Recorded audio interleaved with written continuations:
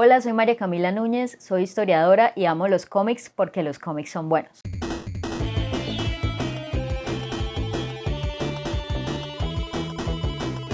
Hoy vamos a hacer una reseña de este cómic, El Cerrado, de Julio César Rodríguez, que originalmente se publicó en varios números en 2017, pero ya la edición final salió en 2019 y esto se logró gracias a una beca que se ganó el autor, una beca que ofrecía la alcaldía de Cali. Bueno, yo había visto el trabajo de Julio en Instagram porque pues él tiene su cuenta, en la descripción del video les dejamos el enlace, y veía lo que él publicaba, pues no solo relacionado con El Cerrado, sino pues con cosas que él dibuja, ilustra, lo que sea, y me parecía muy chévere. Me llamaba la atención lo que subía acerca del cómic y todas estas cosas, y finalmente me animé a pedir el cómic de una, o sea, como terminé la lectura y como ya esto se convirtió en uno de mis cómics favoritos de todo el mundo. Hablando del cómic como objeto, es un libro muy chévere. Bueno, creo que acá se alcanza a apreciar que es pasta dura. La mayoría del cómic es en blanco y negro, pero pues cuando se usa el color creo que se ve bastante bien, y también el autor eligió como de una manera muy acertada las partes en las cuales usa color, porque pues es como cuando se dividen los capítulos, pero también en ciertos momentos como bastante dramáticos de la historia es cuando aparece el color, y me parece que lo hizo muy bien. Es evidente la influencia de Mike Mignola, el creador de Hellboy y de otros cómics, en la obra de Julio, pero creo que está en el punto perfecto en donde uno como que identifica esa influencia, pero se logra separar de esa, tal vez esa referencia que tiene, porque es una historia y son unos personajes muy bien logrados, con una personalidad propia bastante fuerte y que uno puede identificar. A mí eso me gusta mucho, como cuando puedo identificar que usa ciertas referencias o parte de algunos autores, o que se nota que el autor es fan de ciertas historias, pero que ya su cómic está tan bien logrado que se vuelve en una cosa diferente, en una cosa sólida, en una cosa, como lo dije, con su propia personalidad. El Cerrado logra unir de una manera muy chévere la historia de Colombia con varios elementos sobrenaturales, que de hecho es algo que en la vida real no es ajeno, porque sobre todo en el Pacífico la guerrilla, los grupos paramilitares y hasta el ejército utilizan brujería o utilizan cierto tipo de rituales para fines de protección, o incluso como desearles o hacer algo malo contra sus enemigos. Entonces a mí esto me gustó mucho, porque además, bueno, tuve la oportunidad de hablar con Julio y él me comentó que hizo un trabajo de investigación bastante extenso para ser muy preciso en estos datos y en las cosas que daba en su cómic, porque el personaje principal, Ismael, es un brujo, su mamá también era bruja. No quiero dar tantos detalles sobre la trama, pero a mí eso me gusta mucho, y ya lo he mencionado con respecto a otros cómics que tienen como una investigación muy extensa, y a mí me encanta cuando los autores se toman el trabajo de averiguar estas cosas, porque al fin y al cabo se lo podrían inventar y ya, pero pues quieren darle peso a su cómic como que parte de una investigación, que es una cosa seria, por decirlo de alguna manera. También me parece muy chévere que en la historia del Cerrado aparecen como varios lugares de Cali, y Julio me comentaba que habían como personas de Cali que le decían, uy, qué chimba que en esa página aparece tal calle, no sé qué. Yo no conozco mucho Cali, pero es una ciudad que me gustó un montón. Me gustaría ir como a los lugares que aparecen en el cómic. También me gustaría mucho ver una historieta que fuera ambientada en Bucaramanga, tener esa experiencia de decir como, uy, qué chimba, esto es en esta parte, y así. Creo que lo más cercano que hay a un cómic como el que estoy describiendo es el de Galán, o La crónica de otra muerte anunciada, si no recuerdo mal el nombre, es que siempre se me confunde. Que bueno, hicimos una reseña hace poco, vayan a verla. Galán era bumangués, pero en realidad muy poco sale de la ciudad, y bueno, es algo que me encantaría ver. Una parte muy importante de la historia del Cerrado es algo que tiene que ver con una cosa que a mí me gusta mucho y que disfruté un montón estudiando, así fuera brevemente en la carrera, y pues estoy hablando del sincretismo religioso. En este caso es el sincretismo entre el catolicismo y la religión yoruba africana, que pues no es como todo África es yoruba, sino pues hay una región específica en donde se practica lo yoruba o se tienen estas creencias. Entonces, así muy resumido, ¿qué es el sincretismo religioso? Es cuando dos religiones, bueno, se mezclan, podría decirse, pero es sobre todo como una religión como la yoruba que quería ser olvidada pues por los colonizadores occidentales, querían, bueno, imponer el catolicismo en el caso de América, que lo que ellos traían de África se olvidara, pero pues entonces lo que hacen los africanos yorubas es como camuflar dentro de figuras y ciertos rituales católicos cosas como la cala.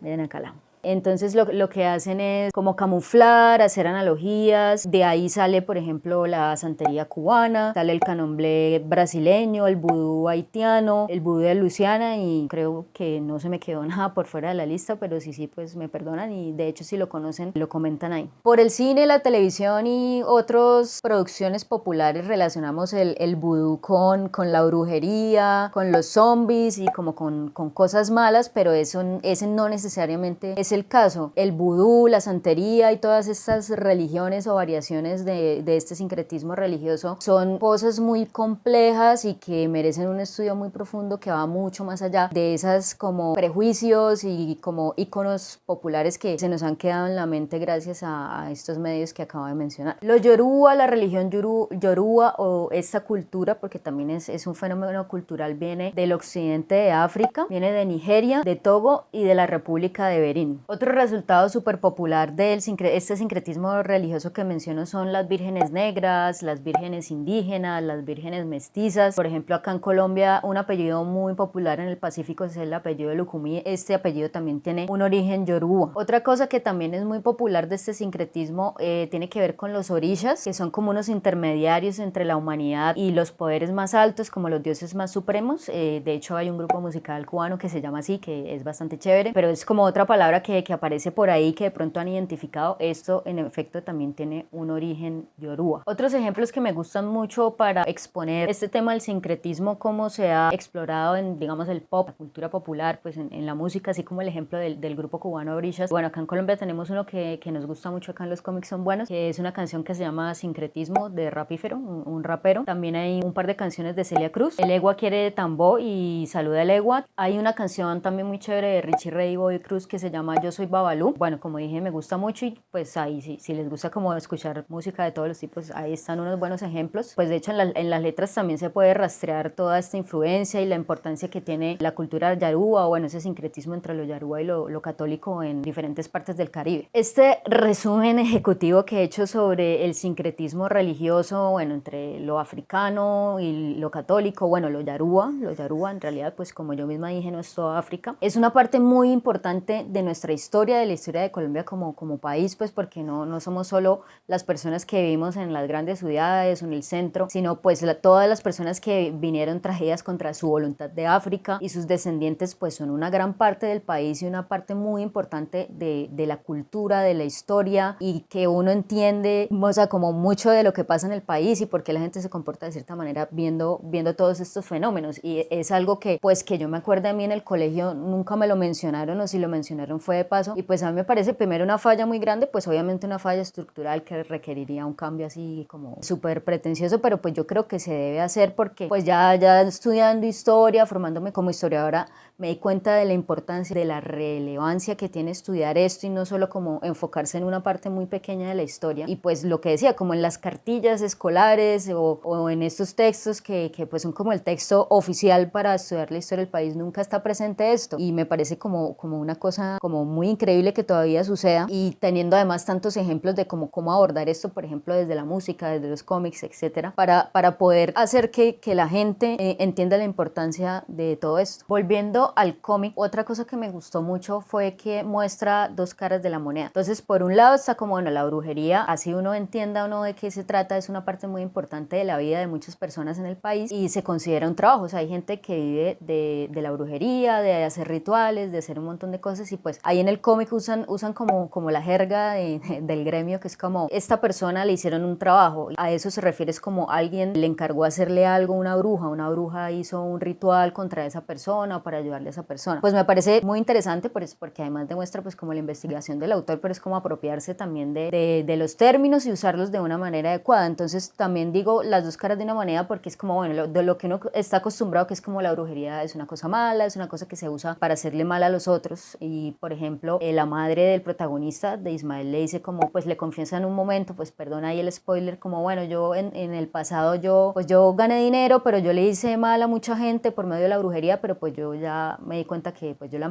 embarré y voy a hacer todo lo posible para de ahora en adelante utilizar como este don que yo tengo para hacer las cosas bien hechas. Y pues es el camino que decide tomar Ismael. Él utiliza como este don que tiene, las capacidades de su conocimiento, para ayudar a las personas a las que han trabajado de una manera negativa. narrativa. Bueno, continuando con esta relación de Ismael y su mamá, creo que es una de las cosas más bonitas y como poderosas del Cerrado, porque es una relación como muy íntima, muy cercana. La mamá como que lo quiere un montón y lo cuida aún, perdón, spoiler, después de la muerte, pues ya cuando la mamá se da cuenta que pues le está pasando algo que seguramente la va a llevar a dejar de existir, pues ella ya invoca a un espíritu para que siempre lo acompañe, y la mamá ya después de muerta pues le sigue ayudando a Ismael, lo protege. Es un espíritu que siempre está con él, que es también una cosa pues como lo que les comentaba de los orishas y los yoruba, que también se cree que pues los seres que mueren pues lo están guiando a uno, los antepasados. Se demuestra de una manera muy bonita, es que no encuentro otra palabra en ese momento, porque es como una cosa que me conmovió mucho del cómic.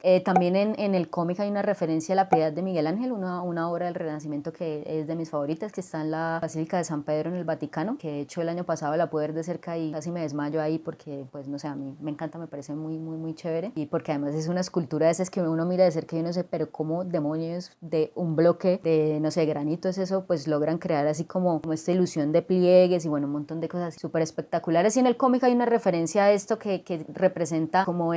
primero el amor de la madre, pero también como un sacrificio, pues el dolor, pues por ejemplo en el caso de la Piedad es la Virgen María teniendo a Jesús después de haber sido crucificado. Y bueno, no voy a dar más spoilers del cómic, pero bueno, me encantó porque lo que dije, me parece lo máximo la piedad, que también de hecho en Daredevil Born Again hay una referencia directa. Les recomiendo mucho que lean el cómic, logra cosas muy espectaculares en esta relación de estos dos personajes y todo lo que hace Ismael, lo que les decía, que se nota la investigación del autor, que es como cosas muy comunes en la brujería que ya van a ver ahí en el cómic, y la manera en la que él lo intenta contrarrestar, y como la historia de este personaje y de su mamá y lo que le enseña y lo que va aprendiendo en el camino, las dificultades que se encuentra, que son tanto sobrenaturales como muy terrenales. A mí en serio este cómic me parece de las mejores cosas que han salido en Colombia. Lo único que no me gustó del Cerrado es que se acabó. Espero con todo mi corazón que Julio siga haciendo más cosas sobre el Cerrado, y bueno, si se le ocurren otras historias, porque es muy interesante, y que con muchísimas ganas de continuar y saber qué es lo que pasa con la vida de Ismael después de todo lo que le acontece en el Cerrado. Bueno, ya con esto cerramos. Creo que ya dije las ideas principales que tengo sobre este cómic. Por favor dejen el comentario sobre qué les pareció, si ya lo leyeron, o pues ojalá se animen a comprarlo porque vale mucho la pena. Síganos en Instagram, en Facebook, suscríbanse al canal para que sean los primeros en saber cuando sacamos video, y listo, nos vemos, chao. Con esto terminamos este video. Si te gustó el canal, dale like y comparte. Suscríbete en el botón rojo y activa la campanita para recibir notificaciones. En la descripción encontrarás los links de nuestras redes sociales. Comenta y dinos sobre qué quieres que hablemos en los próximos videos.